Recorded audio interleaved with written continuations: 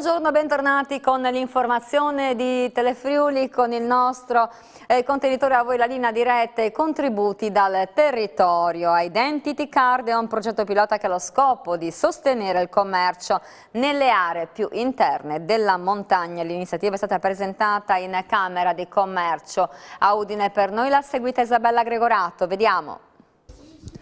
Mi trovo nella sede di Udine della Camera di Commercio di Pordenone e Udine, dove è appena stata presentata un'iniziativa che riguarda dei comuni della Carnia, in modo particolare il comune di Rigolato e Treppo Ligosullo. È la Identity Card, ossia è un progetto a sostegno dei negozi di prossimità e delle famiglie della montagna. Ne parliamo con il Presidente della Camera di Commercio, Giovanni D'Apozzo. È importante salvaguardare l'identità della montagna e soprattutto mantenere le persone in montagna e quindi salvaguardare le attività produttive e le realtà che sono sul territorio. Sì, è un bel progetto nel momento più difficile per il commercio e anche per le zone montane, dopo la mancata stagione invernale.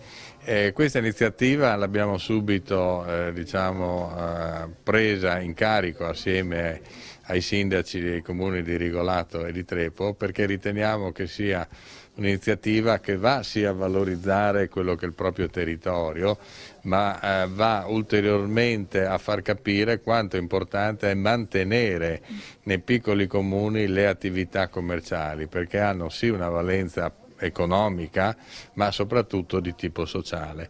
È un'iniziativa che utilizza quelle che sono, una piattaforma digitale, quindi quello che l'innovazione mette a disposizione, ma in un contesto calato su un territorio che praticamente richiama la storicità del permanere di queste attività all'interno di questi comuni. Ecco, mi ha colpita una sua frase: la concorrenza è bella, però devi mettere tutti nelle stesse condizioni di poter operare. E questo non è che un piccolo inizio. Sì, questo è un piccolo inizio. La mia frase era riferita soprattutto a questo periodo pandemico che ha visto l'online, in particolar modo le grandi piattaforme, schizzare con aumenti del 40-45% per il loro business. Nulla in contrario, ma le regole devono essere le stesse. Non si può far pagare ai negozi piccoli o grandi che siano tutte le imposte, da quelle dirette a quelle indirette a quelle locali, e poi vediamo pacchi che arrivano quotidianamente e sappiamo benissimo che la fiscalità delle grandi piattaforme è una chimera. Io mi auguro che a livello governativo, ma soprattutto a livello europeo, perché la dimensione universale, si prenda in mano questo tema, perché altrimenti è troppo bello dire commercio online. Sì, però allora a questo punto le stesse regole, quindi praticamente di un'area altro che grigia, grigio scuro, la trasferiamo anche alle attività che ogni giorno devono tirare sulla strada cinesca, devono pagare l'IVA al 15 del mese, devono pagare le imposte locali, devono pagare tutte, devono assumere personale, perché non mi risulta che queste piattaforme poi localmente diano lavoro alle persone. Dove ci sono i centri di distribuzione, sì, benissimo, ma non credo che i pacchi che arrivano, mettiamo in un comune come quello Rigolato, che poco tanto questi negozi, anche se sono pochi, un po' di lavoro lo danno, altrettanto venga dato dalle grandi piattaforme.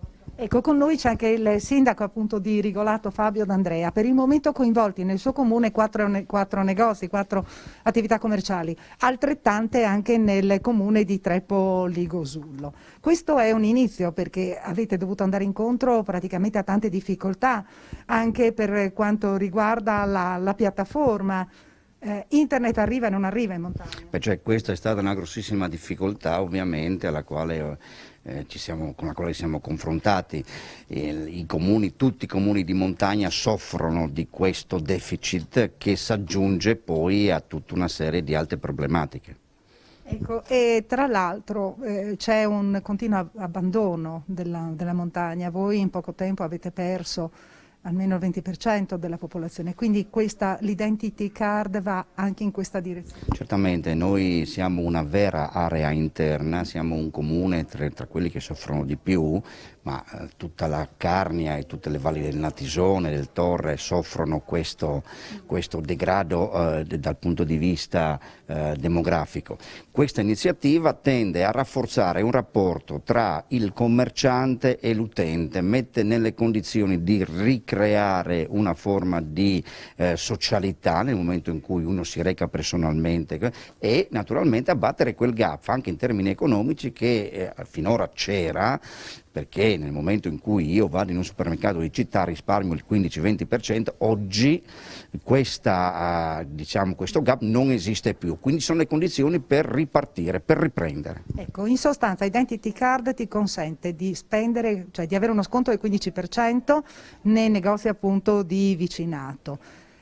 Questo 15% praticamente viene coperto dall'amministrazione comunale, cioè dal comune. Certamente il comune copre completamente questo 15% con dei fondi di bilancio, rinunciando magari ad altre opere o qualcosa per creare questo circuito solidale, questo circuito diciamo virtuale dal punto di vista commerciale e non solo.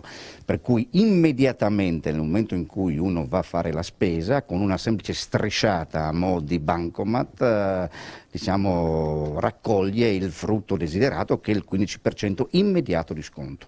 Bene, un esempio che mi pare stia per essere copiato anche in altre realtà, quindi ringraziamo anche il sindaco di Rigolato, Fabio D'Andrea, il presidente della Camera di Commercio Giovanni D'Apozzo, Fabio Di Bernardo ringrazio per le riprese e restituisco la linea allo studio. Rieccoci. Ed è a favore delle persone senza dimora, rafforza la possibilità di sostegno alle famiglie e prevede un aiuto alle piccole imprese per attutire gli effetti dell'interruzione delle attività economiche. L'iniziativa del gruppo Cassa Centrale Credito Cooperativo Italiano che ha donato 1 milione di euro alla Caritas italiana. Vediamo. Mi trovo nella sede della Caritas diocesana di Udine per parlare di una iniziativa che coinvolge proprio appunto la Caritas grazie a un finanziamento ricevuto dalla Cassa Centrale Banca Credito Cooperativo Italiano. In sostanza questo istituto di credito ha stanziato 1 milione di euro alla Caritas italiana. Di questo milione 100.000 euro sono arrivati qui a Udine.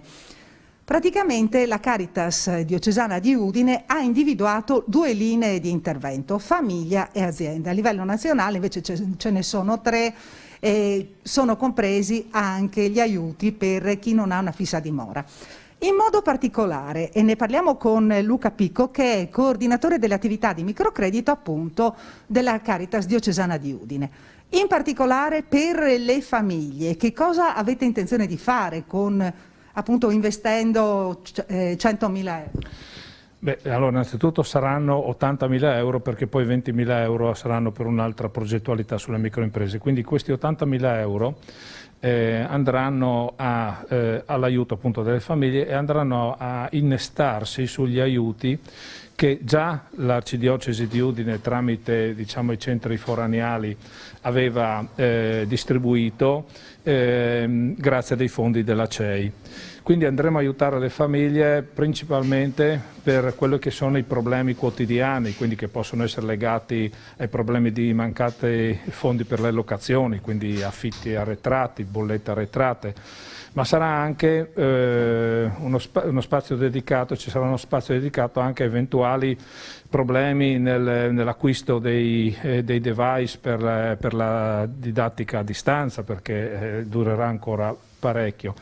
Poi, non so, altri importanti interventi si possono pensare in quelle spese che impreviste in questo momento non si possono affrontare. Faccio un esempio, si rompe l'unica macchina della famiglia per andare a lavorare, ecco che diventa fondamentale poter dare una mano.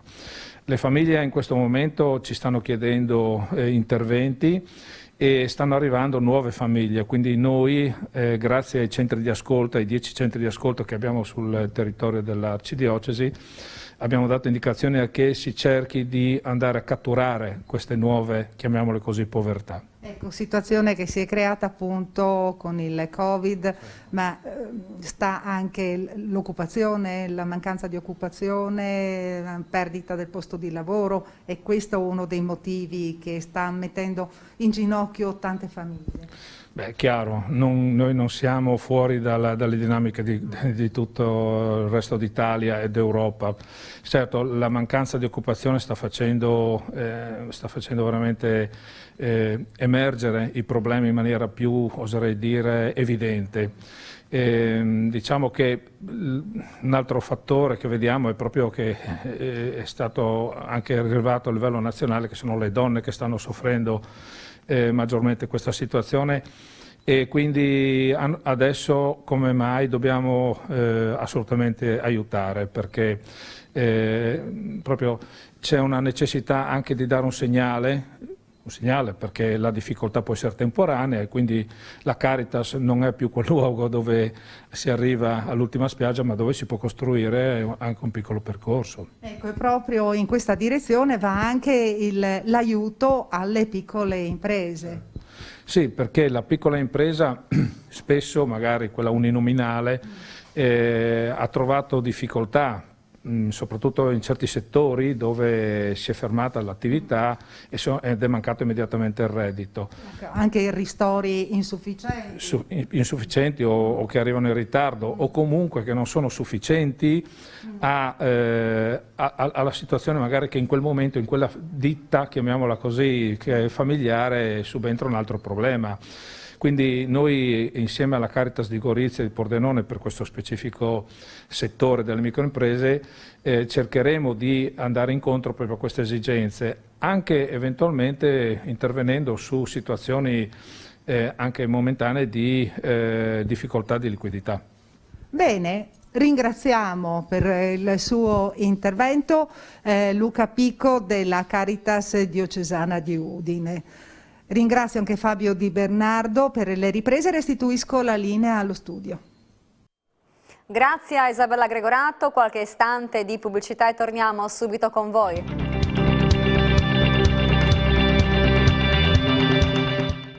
Rieccoci con l'appuntamento di A Voi la Linea. Prima di passare i collegamenti con il nostro territorio, ricordiamo che oggi è la giornata della festa della donna. Auguri quindi a tutte le donne, a tutte le nostre telespettatrici.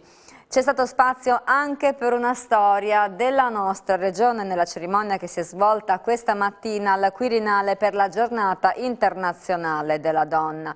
Il Presidente della Repubblica, Sergio Mattarella, ha ricordato di aver premiato lo scorso anno tra i cosiddetti esempi civili con l'onorificenza al merito della Repubblica un imprenditore di Trieste. Avendo saputo che una sua dipendente precaria era incinta e temeva il licenziamento, l'ha assunta a tempo indeterminato e l'ha concesso anche un aumento dello stipendio. Un gesto di grande significato, sottolineato Mattarella. Vorremmo nel prossimo futuro che questi gesti non fossero comportamenti eccezionali da premiare, ma gesti normali, anche incoraggiati da una rimodulazione delle politiche sociali ed economiche. E a Udine vengono consegnati oggi i lavori per la realizzazione del nuovo impianto di illuminazione pubblica dei vialetti che conducono al castello. L'intervento ricade all'interno del progetto Interreg Italia-Austria LOCAP. Sentiamo. Mi trovo in piazza Primo Maggio all'imbocco della salita del castello, dove cominceranno a breve i lavori per la realizzazione dell'impianto di illuminazione proprio della salita del castello. Con noi il sindaco di Udine, Pietro Fontanini, che oggi è qui presente appunto a questa cerimonia simbolica per la consegna dei lavori. Un'opera importante questa perché valorizza anche quest'area della città e rende maggiormente fruibile il castello anche da questo lato. Sì, questo è un lato importante perché ci sono i parcheggi, moltissime persone per salire su visitare il nostro castello, il piazzale, lasciano la macchina in quest'area, quindi il percorso pedonale esiste già da tanti anni, però adesso noi lo mettiamo a posto e soprattutto lo illuminiamo, anche perché in alcune occasioni questo è un luogo dove è frequentato da persone che non sono molto raccomandabili. Quindi stiamo facendo un risanamento, come si dice, ambientale, sfruttando un progetto europeo che ci ha finanziato per questi percorsi religiosi.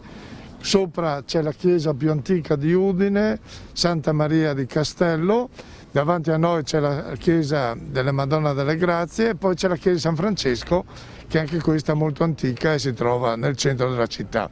Quindi un percorso religioso, salendo a piedi sulle rampe bellissime sotto l'aspetto ambientale che portano sul piazzale del castello, quindi un lavoro che durerà circa 3 mesi e di cui siamo molto orgogliosi di poterlo iniziare oggi. Quindi va evidenziato questo aspetto, cioè il duplice significato praticamente della realizzazione di quest'opera, quindi maggiore sicurezza, garantire maggiore sicurezza e maggiore fruibilità. Sì, maggiore sicurezza, maggiore fruibilità e anche un percorso, ripeto, religioso, perché stiamo parlando di chiese che sono collegate tra di loro e che spero siano ancora frequentate da tante persone, anche in questi periodi un po' difficili per quanto riguarda questa benedetta epidemia da Covid.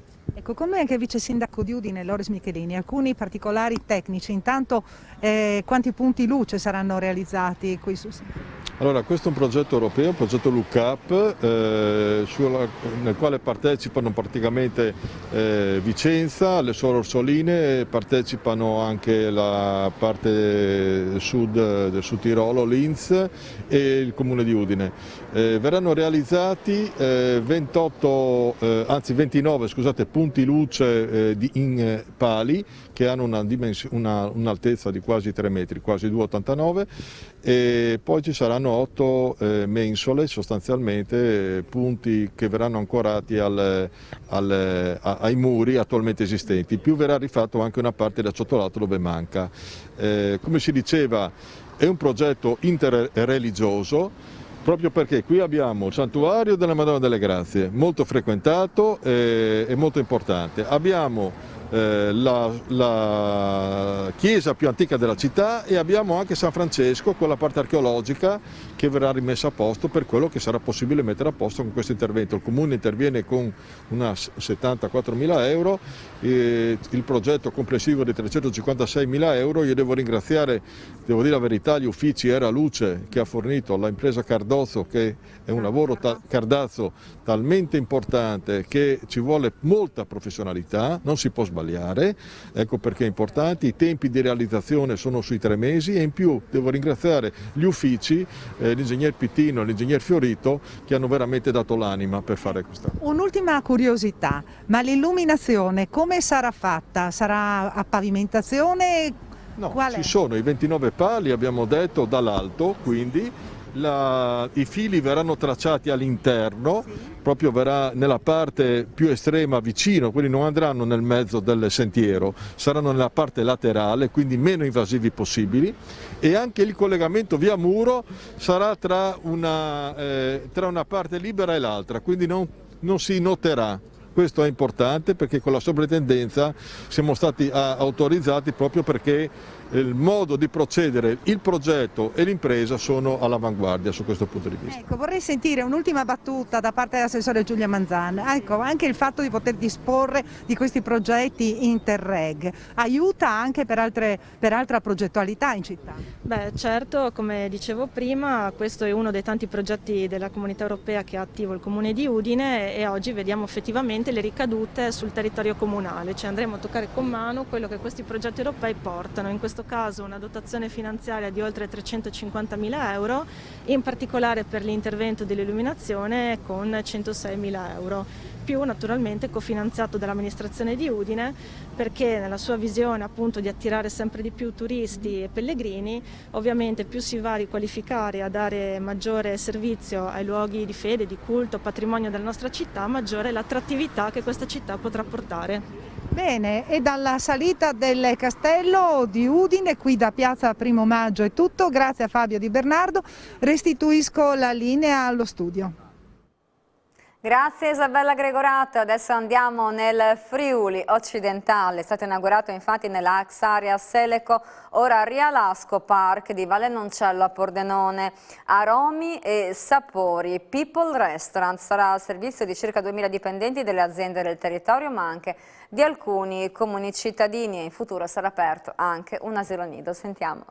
Oggi apre People's Restaurant, che non è solo una mensa ma un servizio per tutti i cittadini. Beh, intanto è una nuova modalità di ristorazione al servizio delle aziende e dei lavoratori in una zona industriale, quella di Vallenoncello, che è una zona importante per l'economia e l'industria di questo territorio e della città di Pordenone. Una zona totalmente sprovvista di servizi e oggi realizziamo assieme a Elior e a Rialasco questo importante centro di ristorazione che al momento servirà le aziende ma nel futuro sarà aperto, nel prossimo futuro, tra poco, sarà aperto anche ai cittadini, soprattutto alle fasce più deboli della popolazione, proprio perché le modalità e i prezzi di accesso a questo servizio saranno largamente vantaggiosi. Naturalmente viviamo nelle costrizioni dovute alla pandemia e quindi è necessario che vengano rispettati tutti i requisiti che in questo caso sono assolutamente stringenti. Intanto in questo compound riteniamo di poter realizzare altre infrastrutture come l'asilo nido. Oggi è l'8 di marzo, festa della donna, qua dentro buona parte delle maestranze sono al femminile, ma riteniamo che creare infrastrutture come gli asili nido a servizio delle nostre aziende qui insediate può essere una modalità con cui consentiamo alle donne di essere lavoratrici, dirigenti, manager, imprenditrici e nello stesso tempo poter avere anche dei figli e una famiglia. Beh, l'inaugurazione di oggi è un bel segnale fatto e dato in un particolare difficile momento per il nostro paese e per la nostra regione.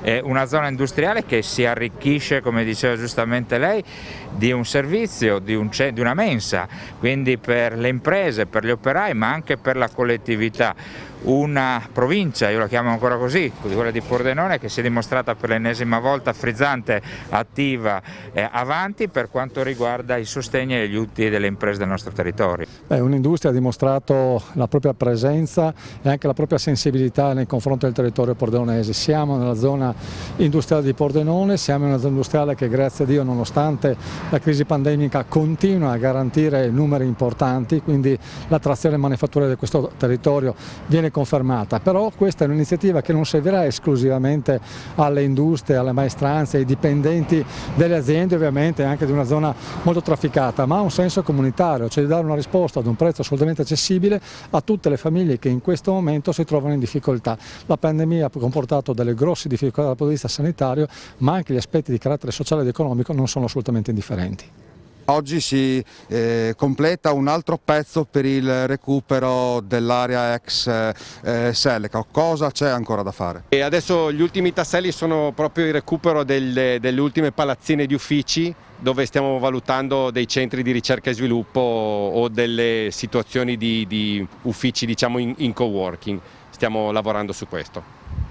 L'ingresso sarà da Viale Treviso e stiamo finendo di allestire la parte esterna, mentre la parte interna è già pronta. Saranno disponibili sia un tipo di ristorazione più tradizionale con anche una parte di pizza, sì, sarà la parte bar per le colazioni e anche la possibilità di utilizzare dei piatti monoporzione per tutta la giornata e anche da sport. I costi saranno assolutamente abbordabili, dipenderà dalle convenzioni che avranno le aziende e comunque sarà possibile avere piatti per tutte le possibilità.